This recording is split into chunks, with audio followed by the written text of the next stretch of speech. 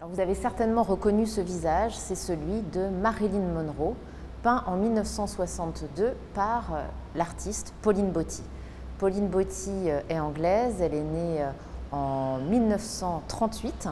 Elle va être considérée comme une des pop artistes les plus importantes de sa génération et va jouir assez rapidement d'une véritable reconnaissance malheureusement qui va s'éteindre assez rapidement puisque Pauline Boty va décéder prématurément à l'âge de 28 ans d'une leucémie.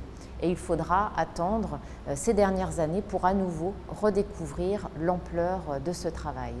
Alors Pauline Boty, elle va s'inscrire en 1954 dans une école d'art contre l'avis de son père, c'est le Wimbledon Art College.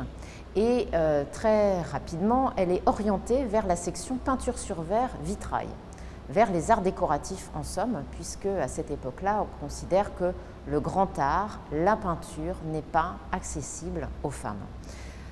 Encouragée par un de ses enseignants qui décèle son talent, elle va toutefois poursuivre, s'inscrire dans une section peinture dans une autre école d'art et puis petit à petit se faire sa place dans ce monde masculin du pop britannique et devenir proche d'artistes comme Derek Boshir ou Peter Blake.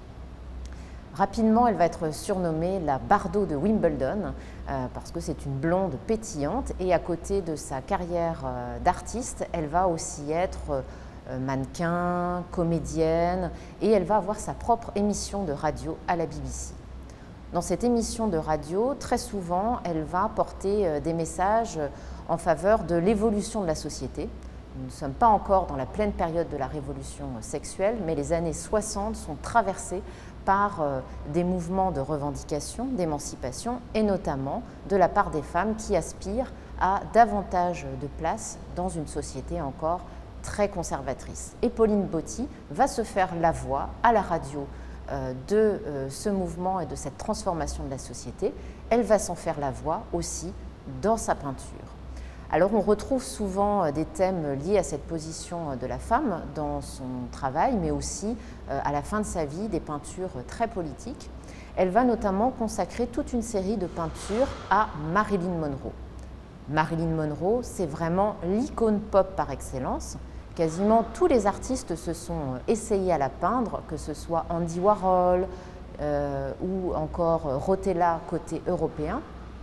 Et Pauline Boty n'y échappe pas, mais on est ici très loin de l'esthétique hollywoodienne qui va souvent privilégier une image extrêmement glamour de Marilyn, extrêmement érotique.